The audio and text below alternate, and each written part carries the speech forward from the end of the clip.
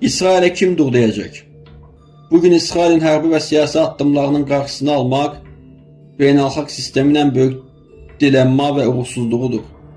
İsrail'e real mənada dur deyə biləcək yeganə güc Amerika Birləşmiş Ştatlarıdır.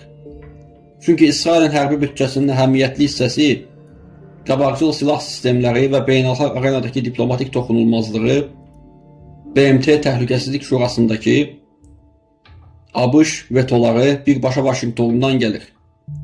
ABŞ daxilindəki güclü Yahudi və evangelist yol lobbiləri Ağ Evin iki tərəfindən idarə olunmasından asılı olmayaraq İsrail'e qeyd-şərtsiz dəstəyi təmin edirlər.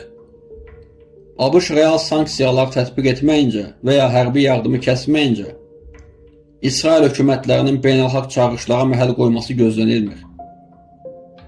Ərəb və müsəlman coğrafiyasının bu müharibədəki mövqeyi necədir? Müsəlman dünyasının Fələstin məsələsindəki mövqeyi dərin bir paradoks və ikili standartlar üzərində qurulub. Kağız üzərində bəyanatlarda və sammitlərdə bütün müsəlman ölkələri Fələstini dəstəkləyir, İsraili pisləyirlər.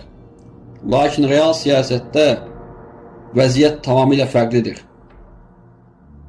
Körfəz ölkələri, Birləşib Ərəb Əmirlikləri, Bəhreyn, Saudiya Ərəbistanı.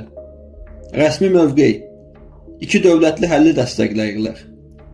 Pərdaarxası reallıq, İbrahim sazişləri ilə İsraillə münasibətləri normallaşdırıb, iqtisadi və texnoloji əməkdaşlığı prioritet edirlər. Saudi Ərəbistanı isə İran təhdidinə qarşı İsraillə təhlükəsizlik